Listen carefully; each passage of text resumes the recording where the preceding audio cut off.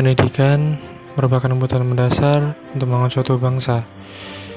Ibarat makanan, pendidikan berawal dari sebuah buku yang senantiasa memberi suatu wawasan ilmu dan informasi penunjang pembelajaran. Menjadikan masyarakat berdasarkan ilmu yang luas merupakan salah satu tujuan bangsa ini. Maka dari itu, di tengah pandemi seperti ini, budaya membaca harus ditingkatkan. Saya melakukan advokasi dengan cara mengedukasi dan motivasi generasi milenial untuk menekan budaya membaca yang sering luntur.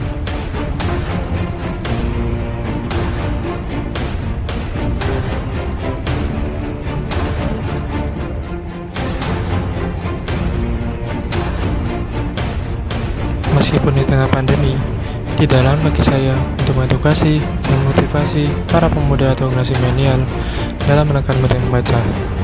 Dengan teknologi yang ada, saya sebagai mahasiswa kampus teknologi pun mengembangkan program saya dengan aplikasi yang diharapkan dapat membangkitkan semangat membaca generasi milenial.